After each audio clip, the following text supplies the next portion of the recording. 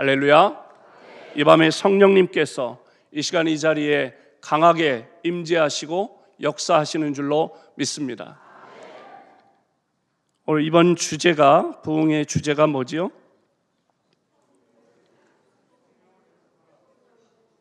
오늘 제목이 아니라 이번 부흥의 주제가 뭐지요? 지금 우리를 회복시키소서. 이것은 성경에 나와 있는 말씀인데요, 이사야서 60장 1절 말씀입니다. 이사야서 60장 1절 말씀을 보니까 하나님이여 주께서 우리를 버려 흩으셨고 분노하셨사오니 지금은 우리를 회복시키소서. 아멘. 여러분, 우리의 신앙이 회복되어야 할 줄로 믿습니다. 하나님, 우리를 회복시켜 주세요. 지금 우리를 회복시켜 주세요. 이것이 우리의 기도의 제목이 되어야 할 줄로 믿습니다. 우리의 신앙이 회복되고 또 무엇이 회복되어야 되느냐? 첫째는 기도가 회복되어야 할 줄로 믿습니다.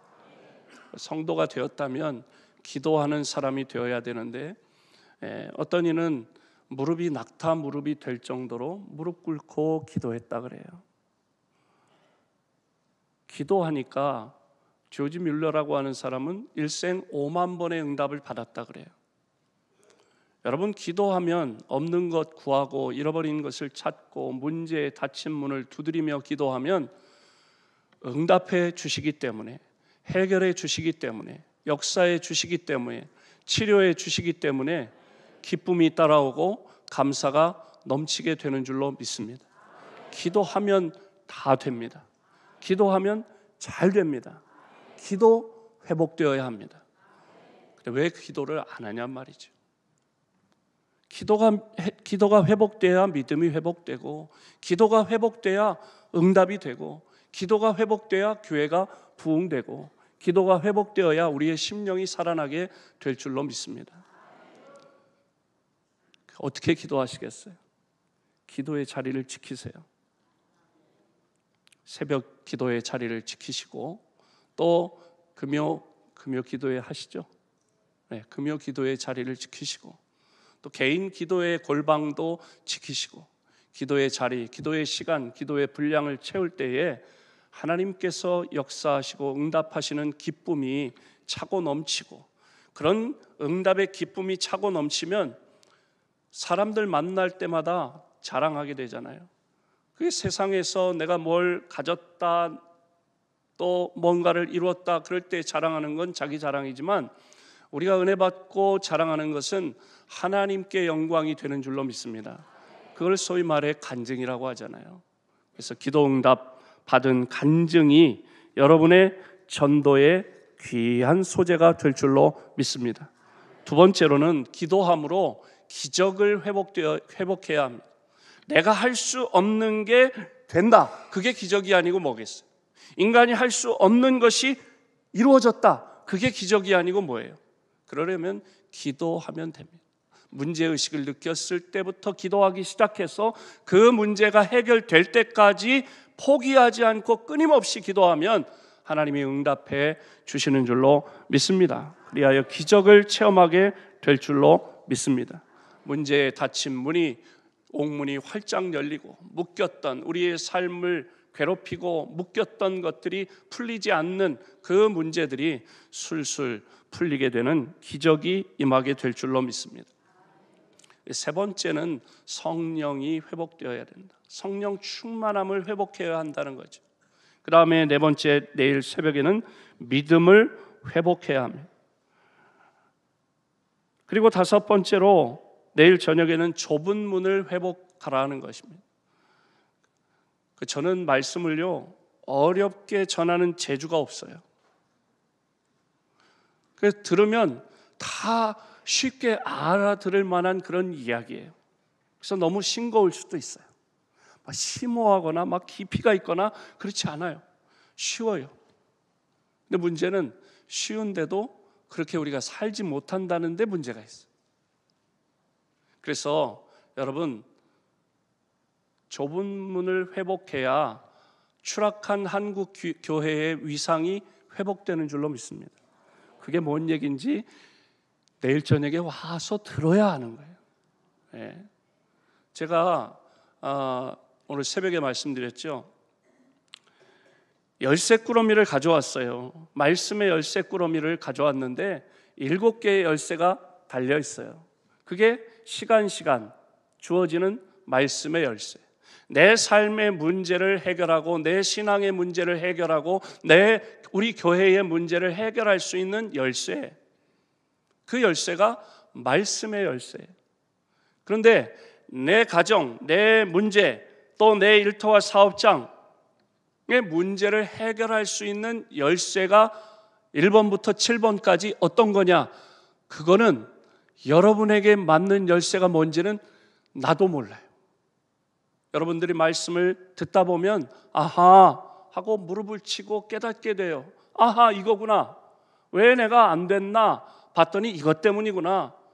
내가 이 부분이 부족하구나. 깨달은 대로 실천하시면, 회복되기만 하면 문제가 해결되는 줄로 믿습니다. 그리고 6번째로는 순종을 회복하라. 좀 진부한 것 같은 그런 단어고 주제일지 몰라요. 그런데 이 부분이 굉장히 중요한 열쇠가 돼요. 그리고 마지막으로는 이렇게 1번부터 6번까지 우리의 신앙의 마디마디 부분이 회복되면 어떻게 해주신다는 얘기냐? 완결편이 이제 수요일 저녁 말씀이에요. 그러니까 여러분의 일터와 사업장, 여러분의 가정, 여러분의 미래 자녀손들의 앞길, 수요일 날 저녁에 오시면 수지 맞습니다. 그러니까 이제 제 얘기는 1시간도 빠지지 말아야 된다, 그런 얘기예요. 예.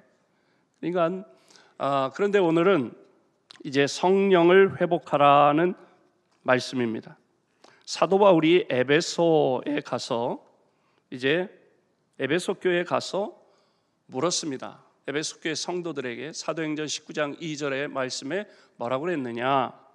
너희가 믿을 때에 성령을 받았느냐? 에베소 교회에 방문한 사도 바울이 성도들에게 물었어요. 그랬더니 에베소 교회 성도들이 뭐라고 대답을 해요? 뭐라고 대답하냐? 그렇게 물으니까 사도 바울이 너희가 믿을 때에, 교회 다닐 때에, 신앙생활 하면서 성령을 받았느냐? 라고 물었더니 에베소 교회 성도들이 뭐라고 그러냐? 아니요? 그게 뭐래요? 요즘 우리 표현으로 하자면, 애들 표현으로 하면 뭐라는 거야? 자기들끼리 저 사도 바울 목사님이 지금 뭐라는 거냐? 성령이 뭐냐?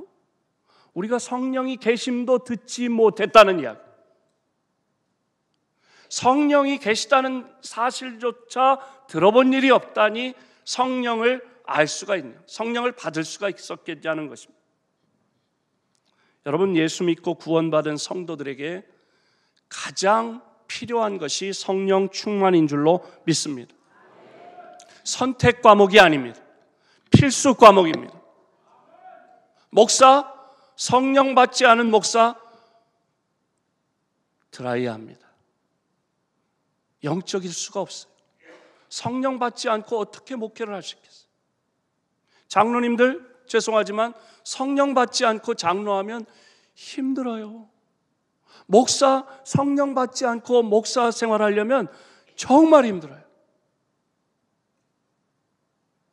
성령 받지 않고는 이 일을 인간적으로는 감당할 수가 없어요.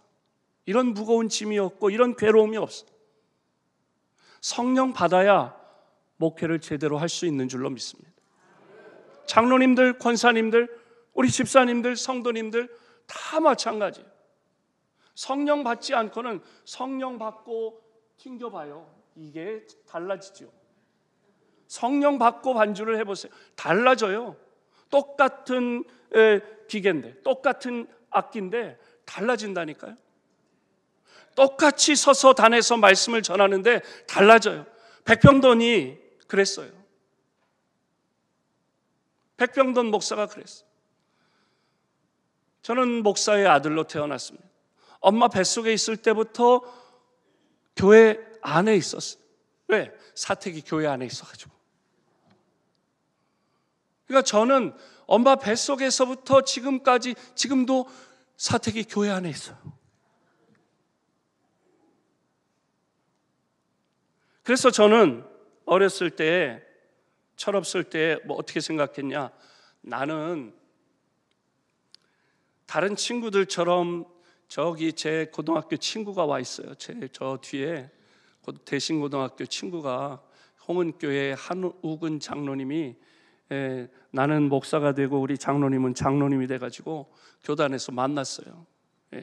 우리 한우근 장로님, 같은 지방의안의 홍은교회 장로님이 방문하셨는데 박수로 환영해 볼까요?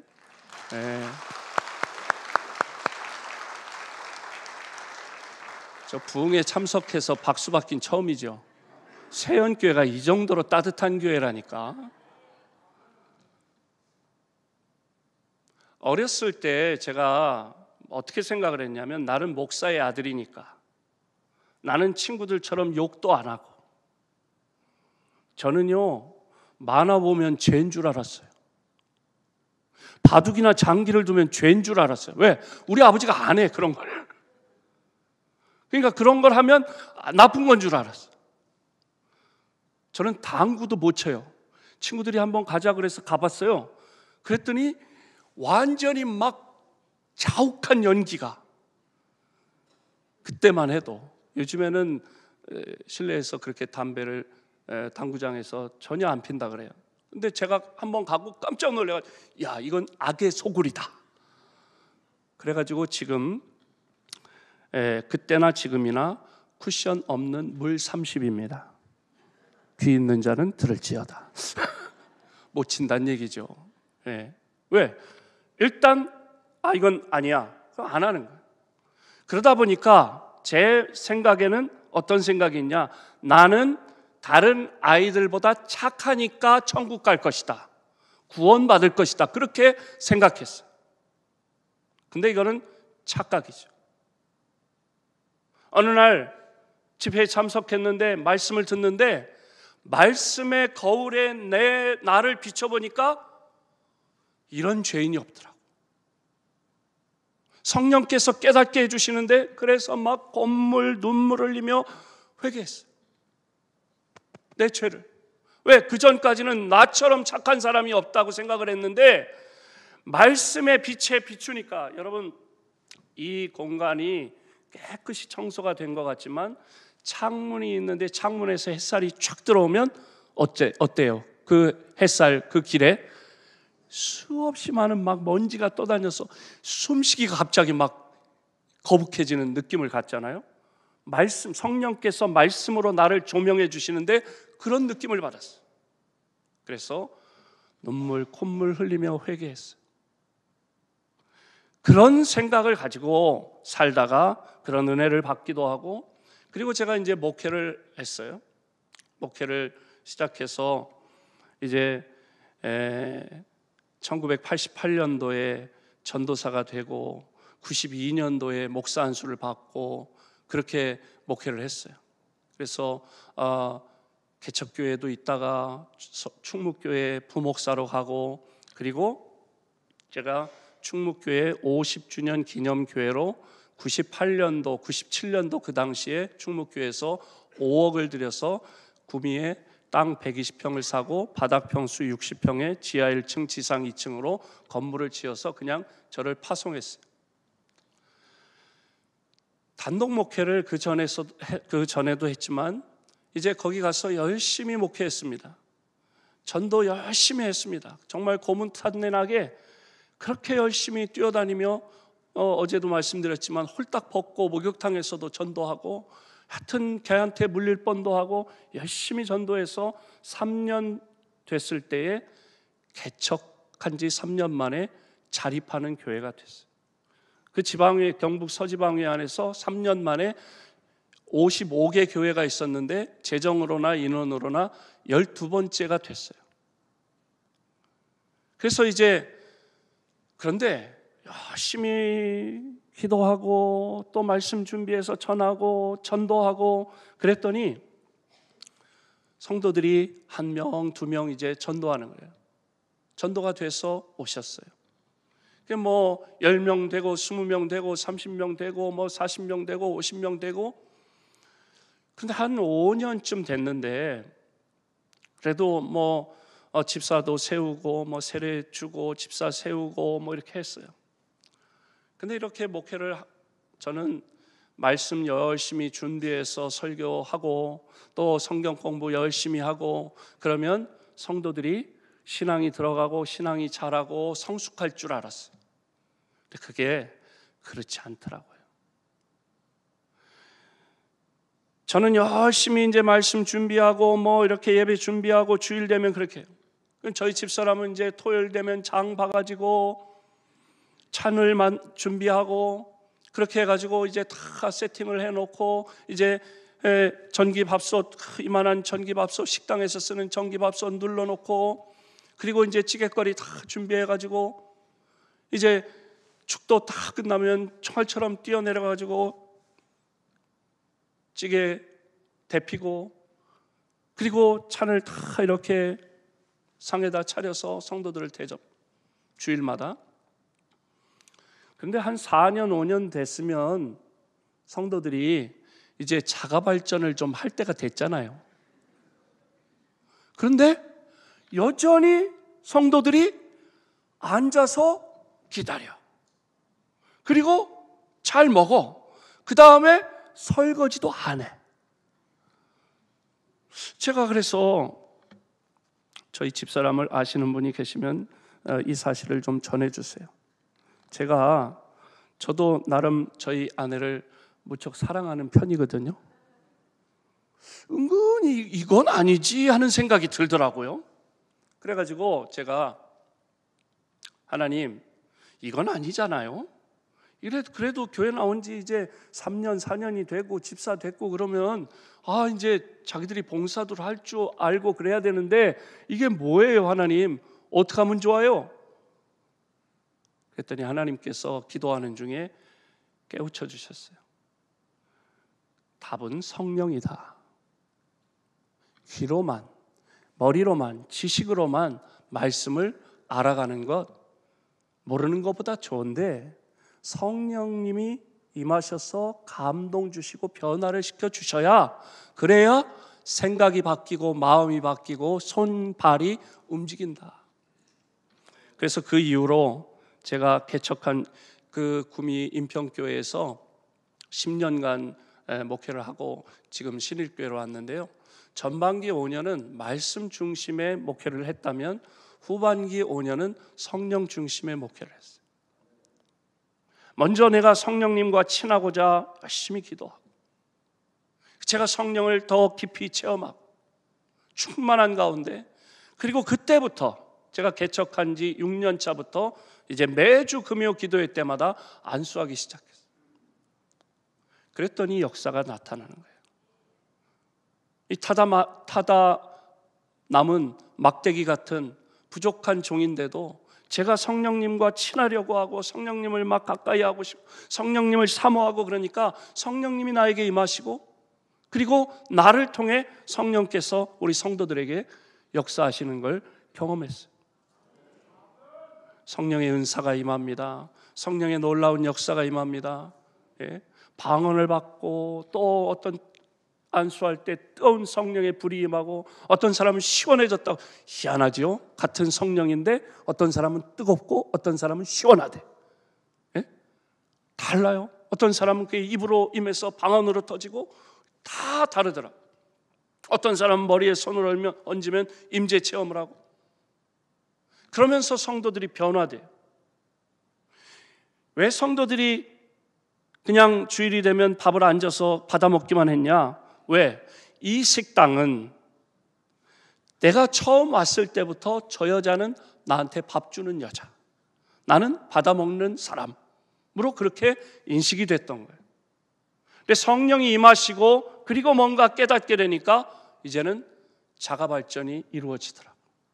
성도들이 이제는 셀마다, 구역을 셀이라고 했는데 셀마다 이제 돌아가면서 교회 청소도 하고 또 장 봐서 식당 봉사를 하고, 그런 역사가 그냥 이루어지지 않더라고요.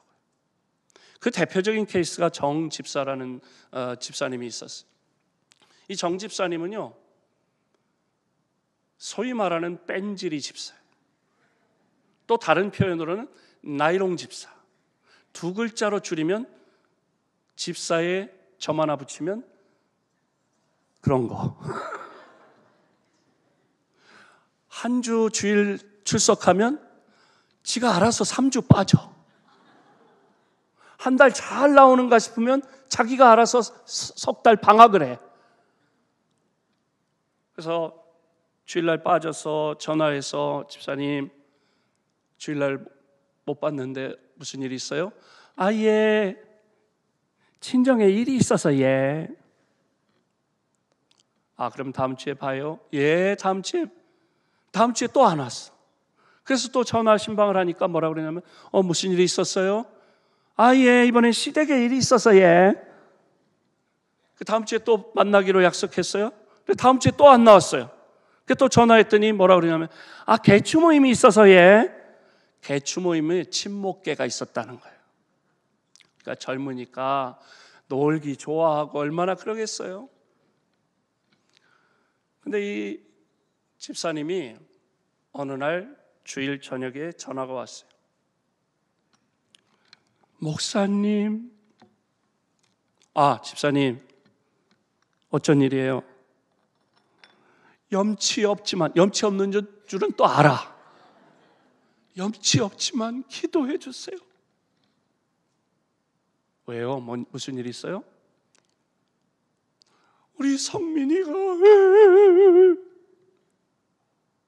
둘째 아이가 아들인데 성민이 이름이 성민이가 병원에 갔는데 아이를 낳는데 돌이 될 때까지 못 걸어요.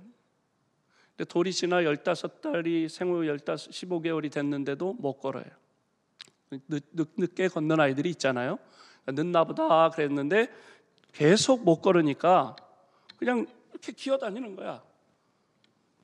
병원에 데리고 가봤더니 관절 이 마디마디에 염증이 생겨서 고름이 차서 수술해야 된다.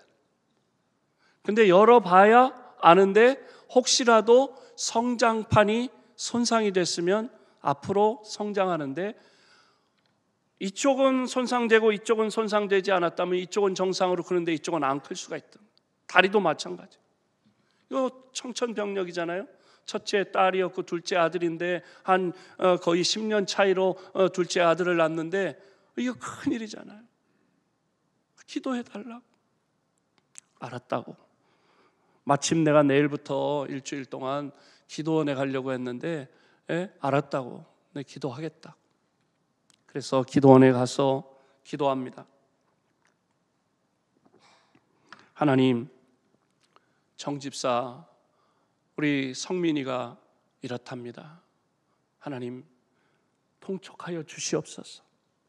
비록 뺀질이라도, 비록 나이롱이라도, 비록 잡사라도 하나님 이번 기회에 하나님의 손길을 경험케 해 주옵소서. 간절히 기도했습니다. 그랬더니 하나님께서 제 마음에 감동과 확신을 주셨어요. 걱정하지 마라. 내가 고쳐준다. 너의 아들이라고 아멘도 안 하는 분들은 뭡니까? 그 재차 제가 확인을 했어요. 하나님, 이거 틀리면 안 돼요. 확실한 거죠. 이 녀석이 믿음 없이. 제가 이제 기도원에서 이제 일주일 지나서 내려왔습니다. 내려와서 이제 집사님 불렀어요. 집사님, 하나님 걱정하지 말래. 아멘. 그러더라고요. 그런데 하나님께서 나에게 말씀을 전하라고 그랬어. 무슨 말씀인데요? 하나님이 전하란 말씀 전하면 어떻게 그 말씀에 순종하겠어요? 네. 하나님께 내가 기도했더니 걱정하지 말래. 하나님이 고쳐주신대. 그런데 그동안 내가 너를 바라볼 때 나의 마음이 네 남편이 바람필 때 네 마음과 같았다고 전하라고 그러더라. 그게 무슨 얘기인지 알아들으니까 와 울더라고. 눈물을 쏟으면서. 한 주 나오면 3주 빠지고 한 달 제대로 나오면 석 달 방학하고, 그런 너의 모습이, 세상을 사랑하는 너의 모습이 네 남편이 바람필 때 네가 안타까워하고 네가 괴로워했던 그 마음이 바로 하나님 아버지의 마음이라고 전하라고 하더라. 그리고 하나님 주신 말씀이 있어요. 여호수아가 나와 내 집은 여호와 하나님만 섬기겠더라. 너희들이 애굽에서 섬기던 우상을 섬길 것인지, 가나안 땅에 이 토착 부족이 믿는 그 풍요의 신을 섬길 것인지 오늘 택하라. 나는 오직 여호와 하나님만, 나와 내 집은 오직 여호와 하나님만 섬기겠노라. 오늘 선택해라. 하나님이 집사님에게 전해주시라는 말씀이 이 말씀이에요. 어떻게 할 거예요? 말씀대로 순종하겠습니다. 그리고 이제 대구의 큰 병원에서 수술을 하는 거예요. 제가 새벽 기도 끝나고 승합차를 끌고 막 거의 비행기식으로 날아갔어요. 수술하기 전에 가서 이제 기도를 해줬어요. 그 아이가 어떻게 됐을까요? 성민이가 어떻게 됐을까요? 군대 갔다 왔어요. 벌써 세월이 지나서. 군대는 뭐 아무나 가나? 예? 군대 갔다 왔어요. 건강하니까 군대 갔다 왔잖아요. 하나님이 치료해 주셨어요. 그리고 나더니 이 집사님이 변화가 되는 거예요. 셀 리더가 되고 봉사하는데, 전에는 시간만 있으면 어디 놀러 갈까? 누구 만나서 맛있는 거 먹으러 갈까? 그런 생각만 충만했던 이 여자가 이제 예배에 빠지질 않습니다. 금요 기도회에 나와서 안수를 하면 그 집사님은 임재 체험을 그렇게 매주 임재 체험을 해요. 그러니 완전히 성령이 충만하니까 완전히 바뀌었어요. 전에는 시간만 나면, 기회만 있으면 놀 생각이었는데 이분이 바뀌는데요. 집에서 아파트에서 이렇게 내려와서 앞동에 마실을 가는데 기도를 하는 거예요. 자기 집 현관문을 나서면서 하나님, 앞동에 마실을 가는데 엘리베이터를 내려서 이제 1층에 가서 현관을 나가서 왼쪽 재활용 창고 쪽으로 돌아갈까요? 아니면 오른쪽 상가 쪽으로 돌아갈까요? 무슨 유행가 가사 같아요. 어느 쪽으로 갈까요? 어느 쪽으로 갈까요? 뭐 이런 거. 어느 쪽으로 가야 예비된 영혼을 만날 수 있을까요? 전도할 만한 사람을 만날 수 있을까요? 관심사가 달라졌어. 기도 제목이 달라졌어. 그러니까 순간적으로 성령께서 왼쪽으로 돌아가라는 감동을 주셔서 왼쪽 재활용 창고 쪽을 딱 돌아서는 순간 성미애라는 여자를 만난 거예요. 그 아파트에 사는 애기 엄마를 만났어요. 뭐 평소에 아파트 단지 안에 사니까 인사를 나누고 그러면서 얘기를 하는데, 뭐 이 집사님의 관심사는 오직 영혼 구원이니까, 전도에 관심이 있으니까 대화를 하면서 그렇게 얘기를 꺼내가니까 나는 대화하다 보니까 그 성미애 씨가 만난 애기 엄마가 자기도 결혼하기 전에는 교회를 다녔다는 거예요. 믿지 않는 신랑 만나서 이제 결혼하고 애 낳고 그러다 보니까 교회를 못 다녔는데, 우리 아파트 앞에 이 교회가 새로 지어지는 걸 보고 빨간 벽돌로 지어지는데 뭔가 물어봤더니 교회라 그래서 나도 저 교회가 다 지어지면 저 교회 나가야지라고 생각했다는 말을 하니까 그 집사님이 그러냐고, 나 그 인평교회 집사 자기 집사라고. 우리 교회 목사님 좋고 우리 교회 좋다고. 그래가지고요 그럼 주일날 저희 아파트 입구에서 만나기로 약속을 하고 주일날 전도한 줄로 아래요. 아이가 또 감기 폐렴 걸려가지고 병원에 입원하니까 이 집사님이 하나님, 제가 셀 리더로서 봉사해야 되고 그러는데 이렇게 나를 병원에 묶어두시면은 어떻게 봉사를 하냐고 그렇게 기도하라는 거예요. 그랬더니 병원에 가니까 어린이들은 그 병실에 어른이 있어요? 어린이들만 있어요? 어린이들만 있잖아요. 근데 다른 어린이 엄마랑 대화를 나누다 보니까 우리 동네에 사는 아줌마야. 그 대화를 나누다 보니까 또 전도가 자연이 된 거야. 관심사가 달라졌어요. 성령 충만하니까 어떻게 놀고 어떻게 재미나게 놀고 어디를 가고 누구와 가고 이게 아니라 어떻게 하면 전도할까로 바뀌어요. 교회 안에서도 봉사를 하는데 웬만한 여전도사님보다 더 열심히 하는 거예요. 개척교회니까 여전도사님을 모실 여력이 없잖아요.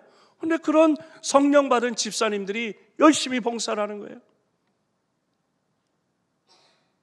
그러다 보니까 그 집사님이 주바라기 셀의 리더였는데, 구역장이었는데 그 주바라기 셀이 점점 부흥해가지고 싸워서 찢어진 게 아니라 부흥해서 분가를 했어요. 그래가지고 주바라기 셀에서 새끼를 쳐서 주사랑 셀, 주시야 다 그렇게 부흥이 됐어요. 왜? 한 사람이 성령 충만함 받으니까 구역이 달라지더라. 이 자리에 있는 저와 여러분이 성령 충만함을 받으면 여러분의 가정이 변화되고 우리가 속해 있는 구역이 변화되고 여러분의 남전도회, 여러분의 여전도회가 변화될 줄로 믿습니다. 그러면 결과적으로 우리 교회가 놀라운 변화가 일어나고 부흥이 일어날 줄로 믿습니다. 여러분, 베드로 포함해서 제자들도 역시 마찬가지였습니다. 성령 받지 못했을 때는 정말 쪼잔하고 치사하고 쫌팽이들이었어요. 나약한 인간들이었어요. 3년 반 동안 예수님께로부터 직강, 저자 직강으로 배운 사람들. 저자 직강 아시죠? 우리 고등학교 다닐 때 저기 서대문에 한샘학원이라고 있었죠. 기억나세요? 한샘학원의 원장님은 누구예요? 서한샘 선생님이잖아요. 그러면 서한샘 선생님이 직접 강의하는, 직강하는 서한샘 선생님이 쓴 교재를 가지고 다른 선생님이 가르치는 그 반과 서한샘 선생님이 직접 쓴 책으로 저자가 직접 강의하는 것과는 천지차이에요. 예수님께서 직접 말씀을 전해주시고 가르쳐주시고 시청각 교육으로 또 모범을 보이시고 실습을 시키고 직접 예수님께 3년 반 동안 제자 훈련을 받았어요. 그러니까 얼마나 잘 배웠겠냐는 거예요. 그럼에도 불구하고 성령 충만 받지 못했던, 성령 받지 못했던 제자들은 예수님께서 붙잡혀서 고문당하고 십자가에 달려 돌아갈 때 그들이 어떻게 했습니까? 톡 끼고, 톡 꼈다는 건 도망쳤다는 얘기예요. 너무 제가 속된 표현을 해가지고 잘 못 알아들으시는 것 같은데, 도망치고 또 숨고, 왜? 자기들도 붙잡힐까 봐 또 빗장을 치고 숨고, 그리고 심지어는 예수님을 모른다고 부인하기까지 했어요. 왜? 예수님처럼 붙잡혀서 죽을까 봐, 죽음이 두려웠어. 성령 받지 못했던 제자들, 저자 직강으로 예수님께 직접 제자 훈련을 받았음에도 불구하고 결정적인 위기의 순간에는 예수님 모른다고 숨고 도망쳤어요. 부활하신 예수님을 만난 뒤에, 승천하신 뒤에 예수님께서 약속하신 성령을 받은 제자들은 어떻게 되었습니까? 죽음을 두려워하지 않고 목숨 걸고 순교하면서까지 복음을 전한 줄로 믿습니다. 사도행전 1장 8절의 말씀처럼 오직 성령이 너희에게 임하시면 너희가 권능을 받고 예루살렘과 온 유대와 사마리아와 땅 끝까지 이르러 내 증인이 되리라 하신 그 말씀대로 성령 받은 제자들은 이제는 죽음을 두려워하지 않아 목숨을 걸고 순교하더라도 끝까지 복음을 전하게 된 줄로 믿습니다. 그러므로 여러분, 우리의 신앙이 성장하고 우리 개인이 변화되기를 원한다면 성령 충만을 받아야 할 줄로 믿습니다. 우리 세연교회가 부흥하려면 성령이 충만하게 임해야 할 줄로 믿습니다. 성령 받을 때에만 교회의 부흥은 가능하고 성령 받을 때에만 우리의 신앙이 도약하고 성장하고 성숙할 수 있는 줄로 믿습니다. 그러면 어떻게 하면 성령을 받을 수 있을까요? 첫째, 37절 함께 읽습니다. 시작. 그들이 이 말을 듣고 마음에 찔려 베드로와 다른 사도들에게 물어 이르되 형제들아 우리가 어찌할꼬 하거늘. 아멘. 그들이 이 말을 듣고 마음에 찔려 베드로와 다른 사도에게 이르되 형제들아 우리가 어찌할꼬 했다는 거예요. 말씀을 듣고 마음이 찔렸다는 거예요.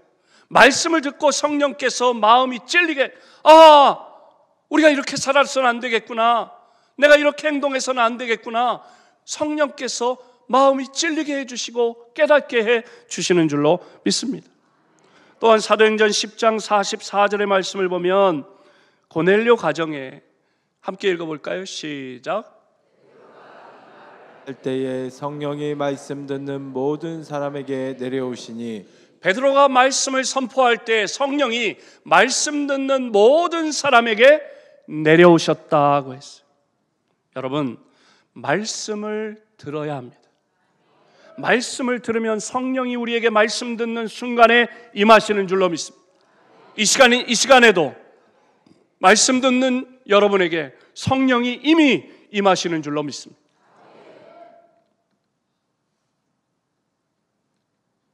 제가 충무교회 부목사로 심호할 때요, 그때 이제 부목사님이 3명이었어요. 그러면 3명이 한 주씩 당번병이 있어요. 새벽기도 당번병. 담임 목사님이 외부에 출타하시거나 그러시면 이제 그 당번병이 그 주간에 새벽 설교를 하는 거예요. 근데 어느 주간에 제가 담당이었어요. 그런데 이 인화 집사님이라는 이 인화 집사님은 남자예요. 이름은 여자 같은데 남자 집사님인데 그 당시에 그 역삼동의 아리랑 호텔 상무였어요. 근데 이 집사님이 어느 날 전화가 왔어요. 목사님, 예 집사님 안녕하세요. 어쩐 일이세요? 목사님, 내일 점심에 신방 약속 있으세요? 아직 없는데요? 그러면 저희 호텔로 오세요. 왜요? 우리 레스토랑에 아주 좋은 안심이 들어왔어요. 안심 스테이크를 대접하려고 그래요. 집사님, 다른 목사님들도 계신데 아니 저만 오라는 거예요. 그러면 안 되는데 그런 일이 있다고 저만 오래요. 그래요? 갔어요. 그랬더니 집사님이 이제 안심 스테이크를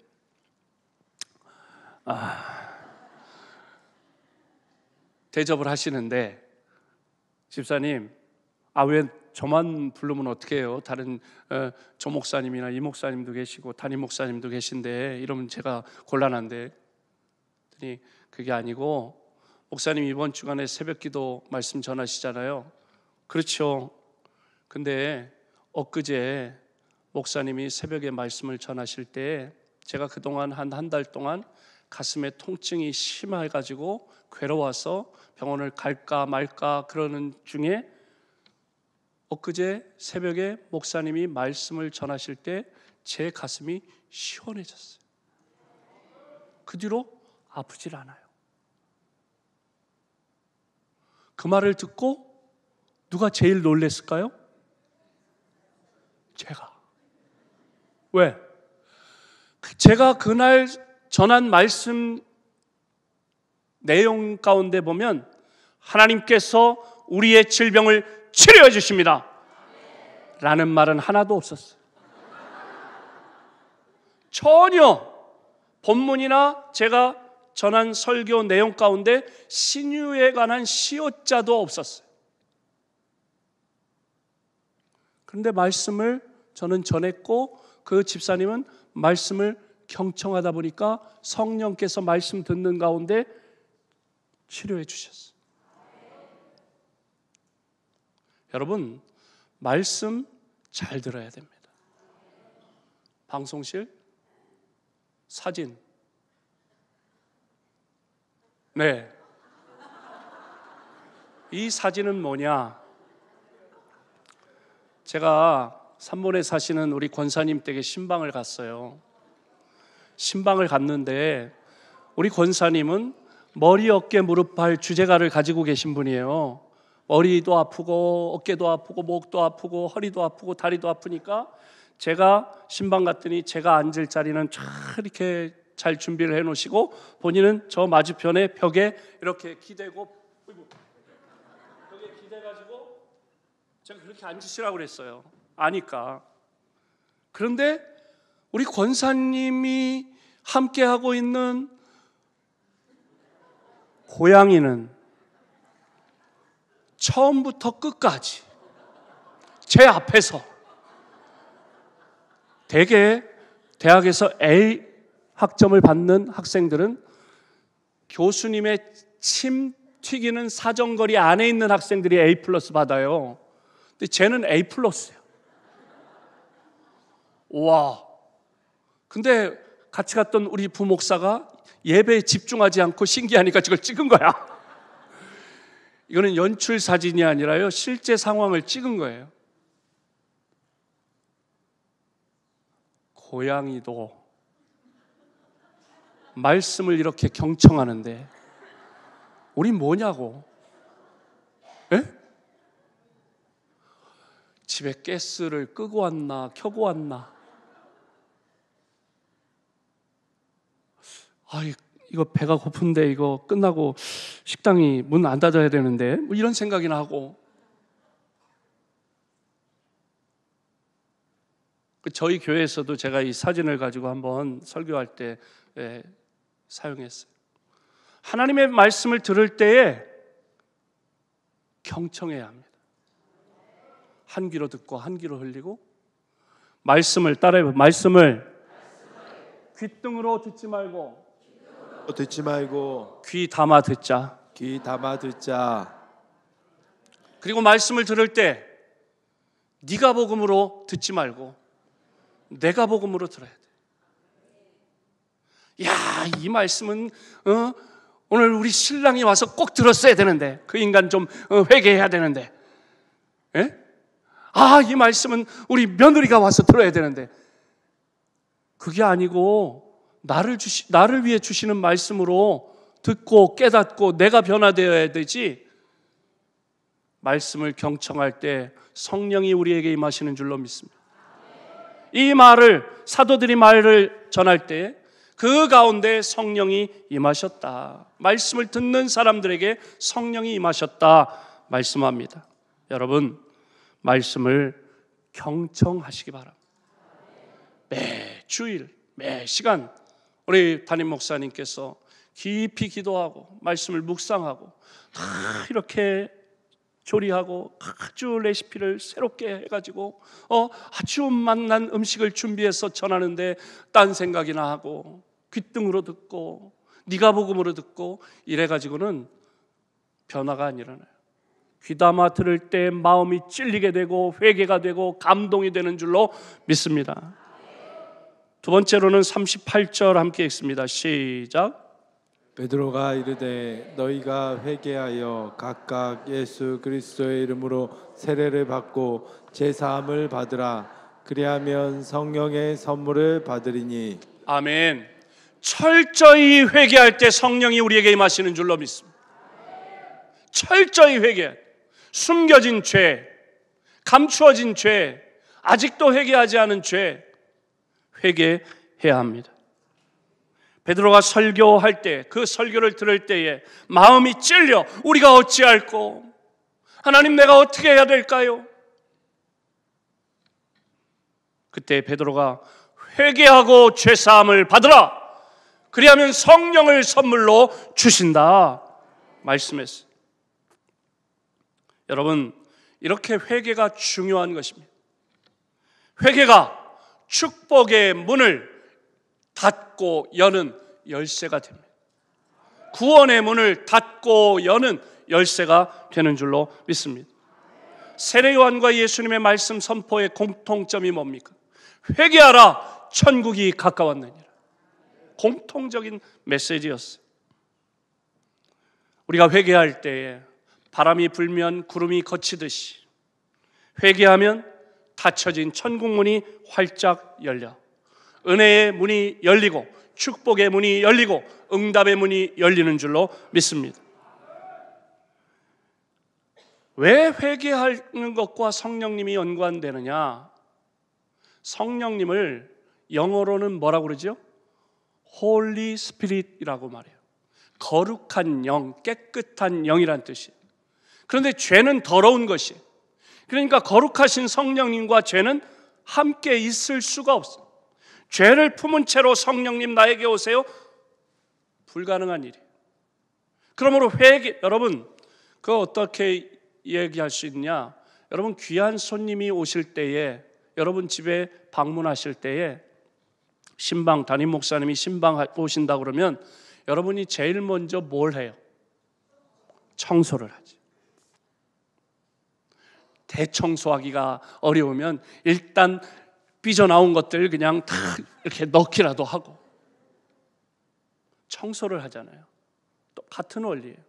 거룩한 성령님을 우리가 영접하기 위해서는 내 안에 있는 더러운 죄를 회개해야 할 줄로 믿습니다. 여러분, 왜 우리가 신앙생활을 하는데, 교회 생활을 하는데 집사가 되고 장로가 되고 권사가 되고 목사가 되었는데 왜 천국을 누리지 못할까? 왜 그럴까요? 그거는 환경 때문도 아닙니다. 어려운 일 때문도 아닙니다. 고난 때문도 아닙니다.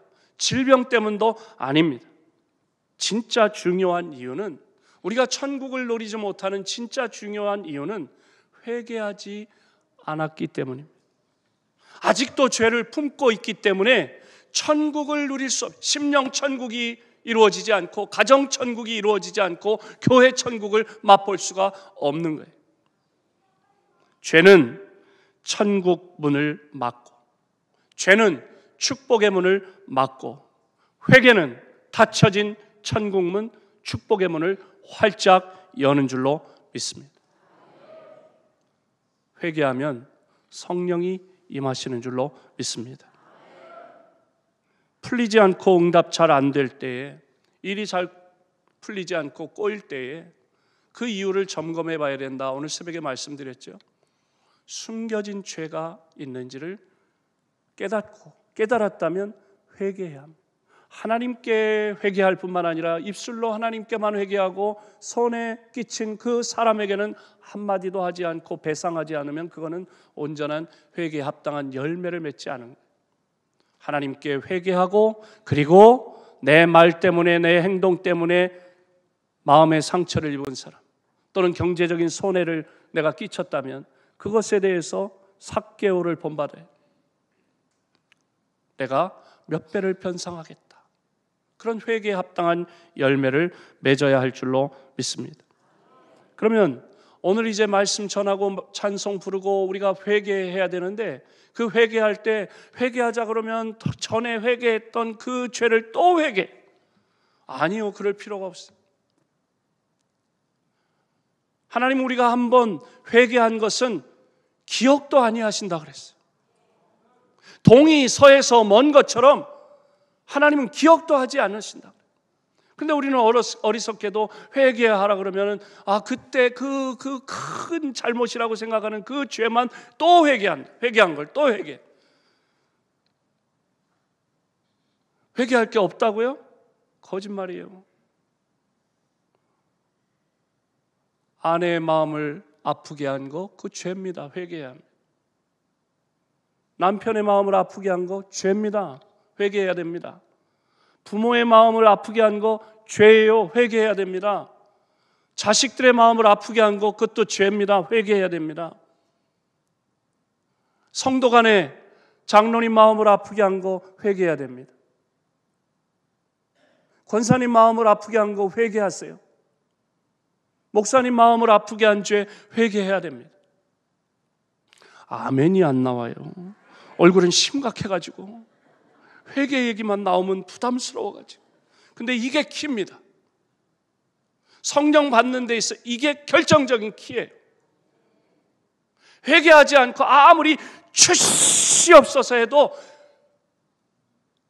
나랑 상관없는 이야기라니까요.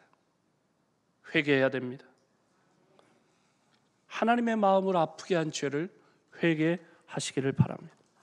세 번째로 어떻게 하면 성령 받을 수 있느냐? 39절 읽습니다. 시작. 이 약속은 너희와 너희 자녀와 모든 먼데 사람 곧 주 우리 하나님이 얼마든지 부르시는 자들에게 하신 것이라 하고. 아멘. 하나님이 부르신 자들에게 하신 약속이라는 거예요. 무슨 약속? 내가 하늘로 올라가면 몇 날이 못 돼요. 아버지 약속하신 성령을 너희에게 보내주겠다. 그 약속. 그런데 하나님이 부르신 자들에게는 누구에게나 성령을 주신다고 약속했어요. 누구든지 성령을 체험할 수 있는 줄로 믿습니다. 그 이야기는 나도 성령 받을 수 있다는 말입니다. 누구든지라는 말은 모든 사람이라는 말이고, 그 말은 나도 성령 받을 수 있다는 거예요. 믿음 좋은 장로님만 성령 받는 게 아니라 믿음이 연약한 교회 다닌 지 얼마 안 된 이 집사도 집사 1년 차도 성령 받을 수 있고, 교회 수십 년 다닌 기도 많이 하는 권사님만 성령 받는 게 아니라 우리 친구 아들 딸이요, 애들이 초등학생 때 성령을 받는 거예요. 초등학생인데 수련회 갔다 와서 막 은혜를 받았어. 그리고 지 방에서 하나님 하고 기도하는데 성령이 임했어. 방언이 나오는 거예요.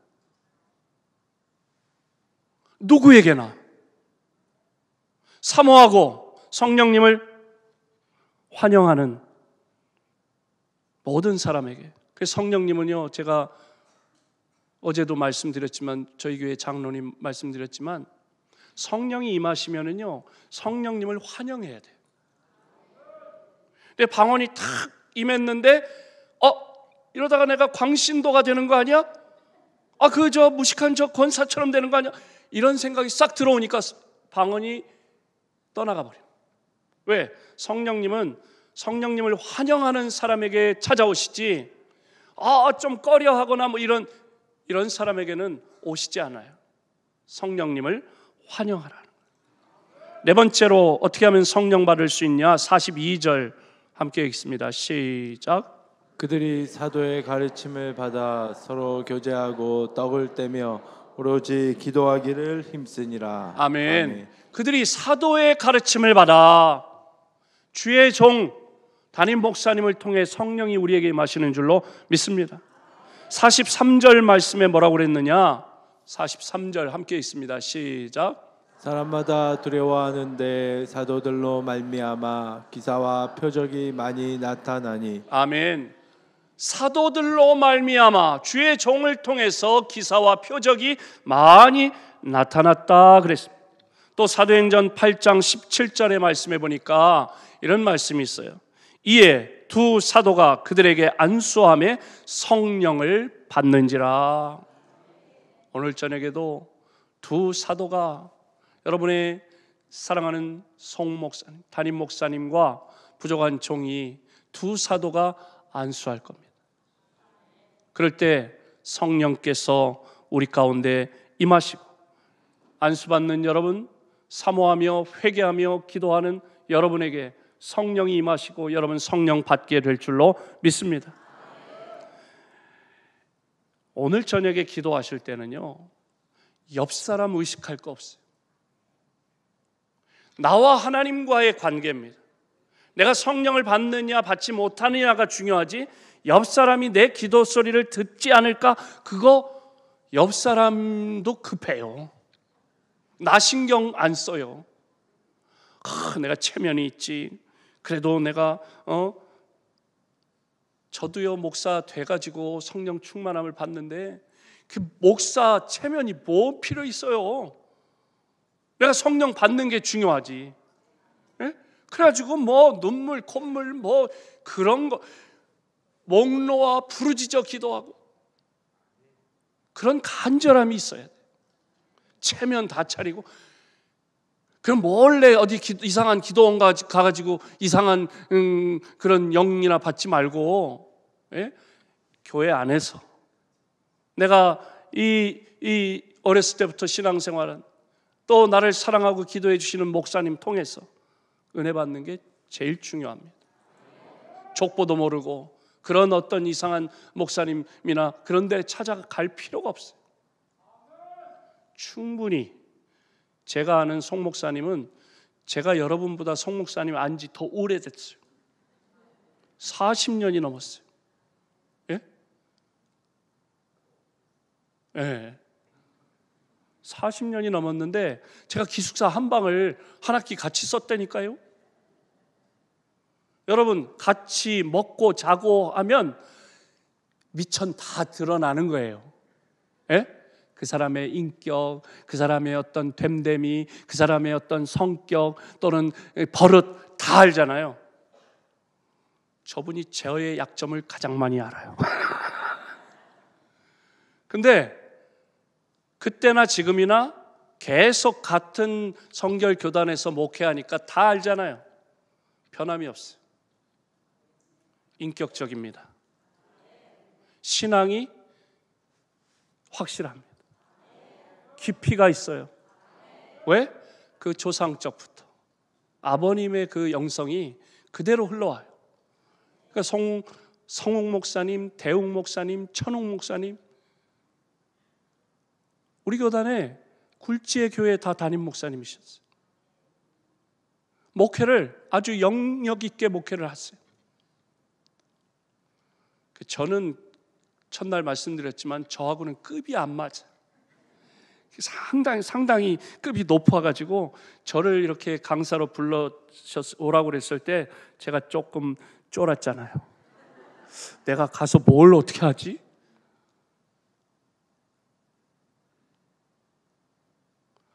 이 밤에 그래도 부족한 이 사람도 하나님께서 사용하시는 줄로 믿습니다. 여러분의 담임 목사님과 제가 저 안수하는 거예요. 여러분이 목사 돼서 안수 한번 해보세요. 죽어요. 체력 소모가 어마어마해요.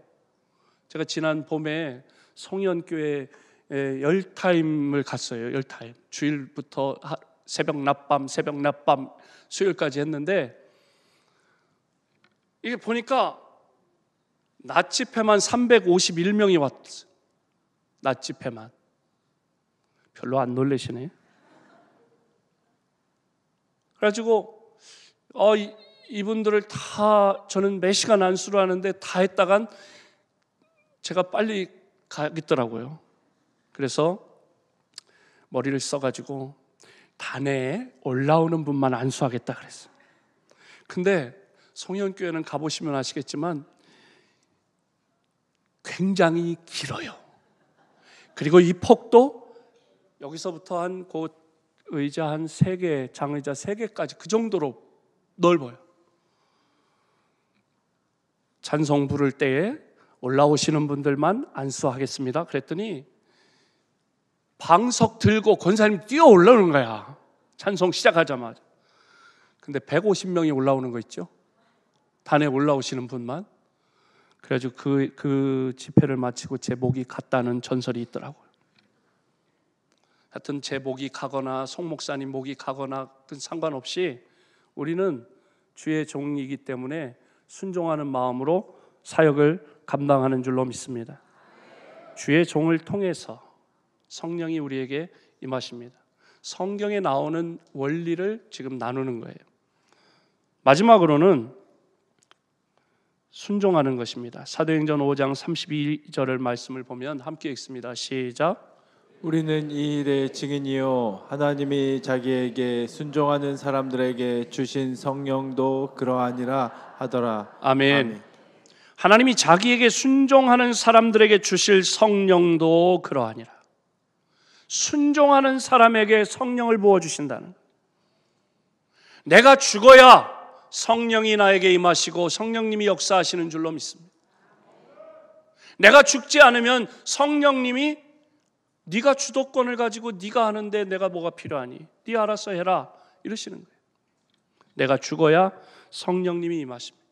내가 덜 죽으니까 교만한 내가, 거칠은 내가 죽지 않으니까 문제가 생기는, 가정에 부부간에 문제가 생기고 교회에 문제가 생기고 내가 죽어야 하는 줄로 믿습니다. 제자들은 주님의 말씀에 순종하고 때를 기다다가 성령을 받았습니다. 순종할 때에 성령의 역사가 나타나는 줄로 믿습니다. 김보연 권사라는 분이 있어요. 이 김보연 권사는 충무교회 권사님인데 그 남편이 논산 제1교회 장로님, 김장로님이에요. 그 김장로님이 논산에 병원 의사에 병원을 개업해가지고 했어요. 근데 이 두 분이 결혼을 했어요. 그런데 시부모님이 며느리를 미워하는 거예요. 왜? 이 여시 같은 게 순진한 아들을 꼬드겨가지고 결혼을 했는데 우리 아들을, 순진한 아들을 교회로 끌고 갔다는 거야. 그렇게 미워하고 핍박을 했어요. 근데 시아버지가 몸져 누우셨어요. 병석에 오래 계시다 보니까 오래 계시면 냄새나고 그러잖아요. 이 며느리가 이제 아버님 미움 드세요, 물 드세요 갖다 드리면 뭐라고 그러냐? 아가 고맙다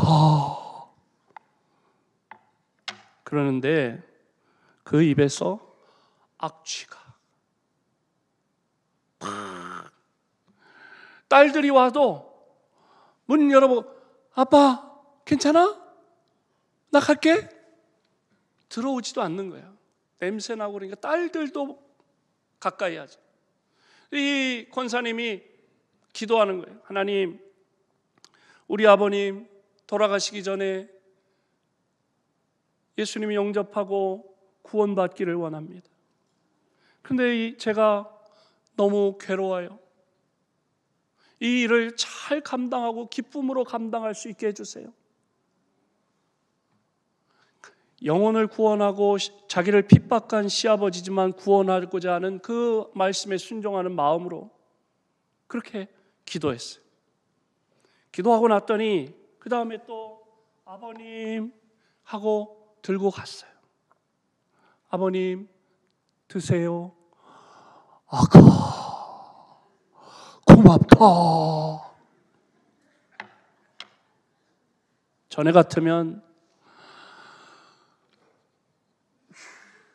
이렇게 뒤돌아서 숨을 쉬고 그랬을 텐데 놀라운 일이 일어났어요. 아까 하는데 악취가 아니라 향기가 나는 거예요. 향기가 나는 거예요. 여러분, 성령의 역사가 임하면은 예배당이 막 향기로운, 누가 향수를 뿌린 게 아니고 향기가 진동하는 그런 역사가 있어요. 그런 신비한 성령의 역사는요, 신비로운 일들이 많아요. 그러니까 악취가 안 나니까 기쁨으로 감당한 거예요. 그러니까 시아버지가 감동할 수밖에. 딸년들은 와가지고 빼꼼 열다가 그냥 가는데, 내가 그렇게 구박하고 그렇게 핍박했는데, 얘가 진심이구나. 아가야, 나도 예수 믿겠다. 그 시아버지가 구원받은 줄로 믿습니다. 성령 받으니까요, 하기 싫은 일을 할 수 있도록 악취를 향기로 바꾸어 주시는 역사가 있습니다. 성령을 받으면 그 못된 인간이 아니라 그 인간이 바뀌어야 된다. 네가 복음으로 그렇게 외치는 게 아니라 성령 받으면 그게 바뀌는 게 아니라 내가 변화되는 것입니다. 그래서 관계가 회복되는 것입니다. 내 입술의 언어가 바뀌고 내 생각이 바뀌고 내 얼굴이 바뀌는 거예요. 악마의 얼굴에서 천사의 얼굴로. 성령 받으면 가능한 줄로 믿습니다. 성령의 임재를 기다리는 순종의 마음으로 사도행전 1장 4절 5절을 보니까 불이 임할 때까지 약속하신 성령을 기다리라 그랬어요. 그리고 사도행전 1장 14절에 보니까 사모하며 기도하라 그랬습니다. 오로지 기도하라 그랬어요. 누가복음 11장 13절에 너희가 악할지라도 자식에게 좋은 것을 줄 알거든 하물며 너희 하늘 아버지께서 구하는 자에게 성령을 주시지 않겠느냐 말씀했습니다. 이 밤에 오늘 주신 말씀을 기억하고 하나님 앞에 부르짖어 간구하십시다. 말씀을 들었으니 이미 성령이 우리 가운데 임하셨습니다. 이제 우리가 찬송 부르고 기도할 때에 철저히 회개하십시오. 다른 사람의 마음을 아프게 한 죄를 회개하십시오. 그리고 성령님, 나도 성령님을 사모합니다. 나에게 임하시옵소서. 그렇게 간절히 사모하며 기도하고 성령님을 환영하며 순종하고자 하는 마음으로 기도할 때에 담임 목사님과 제가 안수할 때 성령께서 이 밤에 여러분 성령이 임하시면 자기가 알 수 있습니다. 성령이 임하시면 각 사람의 머리 위에 불의 혀같이 갈라지는 것이 임하여 있는 것을 보았다 그랬어요. 그리고 급하고 강한 바람 같은 것이 휙 하고 그 공간에 휙 하고 임하는 것을 들었다 그랬어요. 알 수 있는 거예요. 성령이 이 밤에 이미 우리 가운데 말씀 듣는 가운데 임하신 줄로 믿습니다. 이 밤에 우리가 간절히 말씀 붙잡고 찬송 부른 다음에 회개하며 기도할 때 성령께서 임하실 것입니다. 성령께서 임하실 때 여러분의 방언을 받았었는데 그동안 기도 생활 안에서 방언을 이제 그친 분들 새 방언을 주실 줄로 믿습니다. 방언의 은사를 받지 못한 분 방언의 은사를 주실 것입니다.